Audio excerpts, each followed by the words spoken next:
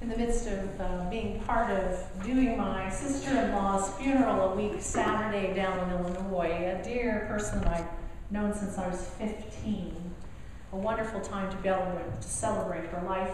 I stayed with my nephew, and his wife, Michelle, struggles a little bit with anxiety.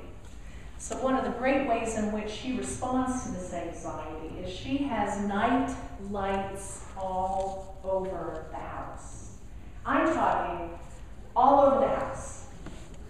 So the great news for a person who's visiting and isn't sure of all the doorways and the steps to the basement, man, you can see your way around at night. But being a person also who has one of those light issues while sleeping, like I usually sleep with 1,000 things over my head so that the light, even from the hallway, doesn't wake me up. There was this enormous night light in my room. I felt like the sun was dawning as soon as I went to bed. I unplugged the night light. Light as hospitality, light coming into our darkness when we're anxious, the power and the wonder of light. We're celebrating this season, and isn't it interesting that it has been getting darker and darker? So who of you are aware of these kinds of things beyond me? Anybody out there? Oh, please let me know I'm not alone. Thank you. When I was in Illinois, there was no snow. Praise the Lord. I could go for walks outside in my sneakers. But I was always having to watch my clock, be aware of the time, because it started getting dark early. And if I wasn't out there hustling down the street for a walk at 4 o'clock, all was lost. I would just be doing sit-ups in front of people, which is really embarrassing in the living room. The walk is so much better. Light into our darkness, light into anxiety, watching the time, being aware and being awake. These are themes that will be coming at us this season as we jump into Advent. And it's so important to consider light and to consider time. We're talking about trying to wake up, to be awake, to say to ourselves and to one another this morning, hello, is anybody home? Are we alert and awake this morning? How much of you have had some coffee to be alert and awake in worship today? Chuckles are all right. Yes, I see a hand in the back. Thank you, sister, testifying to the power of caffeine and helping to keep us awake. It's a season to not be asleep. This passage is wonderful because it reminds us of the importance of not getting lost in the stuff of holidays, which are important. We always want to say that. It's such a celebration. It's fun to bake the cookies. It's fun to listen to the music. That as you and I well know, we can be so busy that we can miss the coming of the Christ child. And that's what this passage from Romans is warning us about. A warning. Don't get lost in the stuff and miss the reason for the season. Again, what is the reason for the season? Jesus. Yeah. We want to emblazon that on our hearts, in our cars, on our refrigerators, in the bathroom, and by the laundry, wherever it is you have a moment. Washing the dishes, where is it that you might have a moment to stop and say, that's right. The reason for the season happens to be the centrality of the light of the world coming. And we don't want to miss that. It came, it's present. We don't know when it's coming again. We talked about that just 2 weeks ago. We don't know. We're not to be worried about it. But gosh, we don't want to miss it. So it means being prepared. It means taking some time. So how do we wake up? Well, I know light is important in the morning when I get up, even though I hate to look in that mirror in the bathroom and see myself. If I don't turn the light on, I'm not starting to wake up. When the light's on, I'm starting to move into it. How is it? What are the active steps, really, that we can take this season? And I have a few for you to consider. The first one is remembering the central passage that says, be still and know that I am God. Be still and know that I am God. In the midst of frenetic, wonderful gatherings and obligations and chum concerts and women's luncheons, wonderful things. The importance of stopping and being still for a moment to remember that God is God. Pick those moments. Actively decide that today you will stop for a moment later and just be still. And I know how hard that is. And those moments will also happen if we do that when we are making cookies, if we're thinking about God's presence and being still. Even when I'm getting those cookies off, I can be aware of God's presence. And then the Christmas carols come on, and I'm reminded of God's presence. But it begins by stopping. The greatest revelation, Lao Tse says, is stillness. What a revelation. Always music in the background or the TV on. What does it mean to have a quiet moment? Those who wait on the Lord will renew their strength, says Isaiah. Don't you want to renew your strength? Be still. So add to our list in preparation the importance of stopping and being still. Now another suggestion in the midst of that is when you sit and you're still, you know what happens? Christ comes and puts arms of great light and love and comfort about you. Puts the light on. When you stop, you're putting the light on of Christ about you. Like a shawl, like our prayer shawls. Stop and put that light on. And then time begins to have a new meaning. And that's what we want to remember. That when we rest and stop, Jesus says, I love you, not I judge you. You are awful. Jesus says, put my light on because I love you. I want you to know this light. And suddenly, the time in our day means something new. We are not alone, brothers and sisters. We are not alone. What a great revelation. What wonderful news. No matter what you do with your list and your schedule, one walks with you.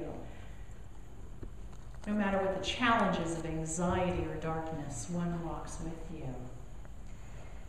And so, some consideration of how to continue to remember the light of the world. How about putting a notebook and do fridge journaling? A small notebook on your refrigerator. Because not everybody's really easy with journaling. I know it comes and goes with me. But what if there's a notepad and during the week and this month, when something happened where clearly God intervened, walked with you, you made a note in that notebook. And you encouraged your family to be a part of that. What might happen at the end of 4 weeks that testifies to the presence of Christ in your life and in our world? Put a small notebook on the refrigerator. Fridge journaling. Another suggestion, what does it mean if you stop and you're still for a moment? What does it mean to write a note to somebody, to share the light of Christ with someone else? There's a documentary coming out at the end of the month called 365 Gratitudes. A man in the midst of divorce and in the midst of a struggle with his business decided to attack all the struggle in a new angle. And he wrote a note a day for 365 days. To his children, to his favorite barista at the coffee shop, he said, I'm going to respond to the stink with ink. What does it mean for us in the midst of this season? Not only to be still, to wrap Christ about us, to keep notes about it, but to do a simple note during this season. To our youth as they approach terrible tests that are coming up. To our shut-ins who feel alone. To someone that you meet in the grocery store on a regular basis. What does it mean to stop and therefore share the life of Christ? Our time is valuable. What does it mean to intentionally choose to use it in light, L-I-G-H-T, light-giving manners and ways? What does it mean to read to your children a little bit more tonight? Just a little bit more. What does it mean to say to a friend, you know, Saturday's a busy shopping day, but let's start it off with a cup of coffee together first. How are you? Let's start with coffee. Stretch that time. Build Christ into it.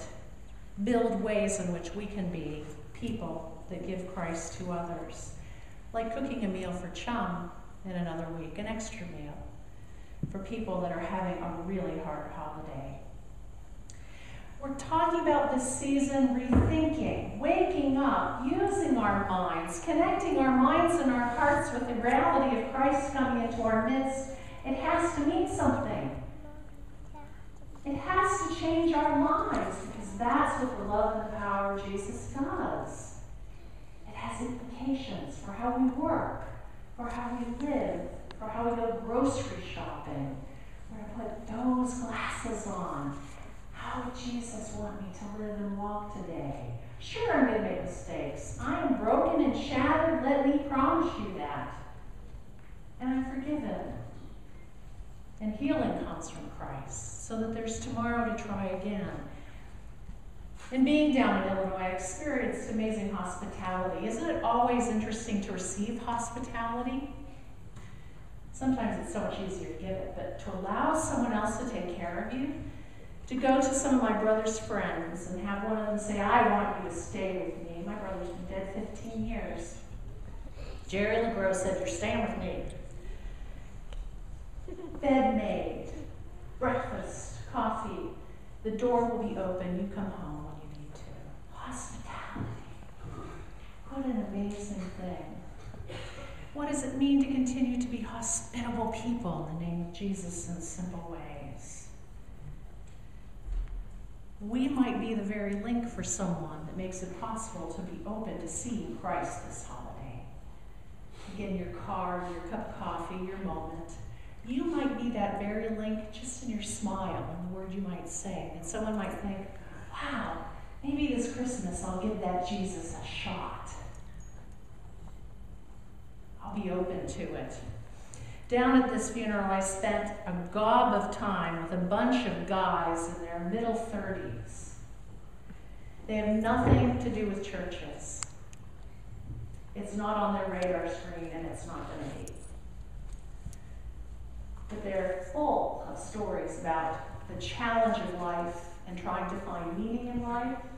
My favorite, Tripp, who lives in Kansas, just moved there from California, has 2 kids. He said, I want to tell you, I found God. And I said, where did you find God? He said, it was a surfboard. I was on a surfboard in California. Dolphins came by me on one side. I saw a whale out there and had the best waves I've had. And I said, Epiphany, he used that word, Epiphany.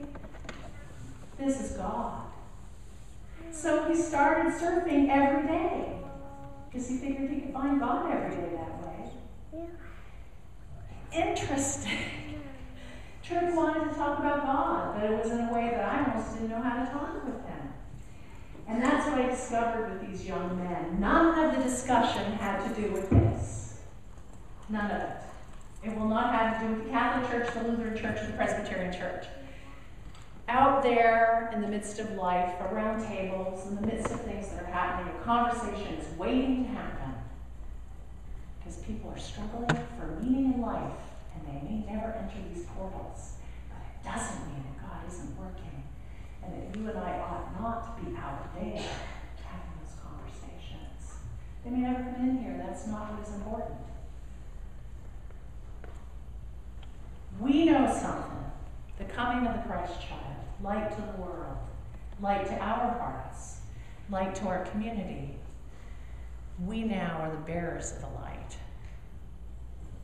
May we awaken.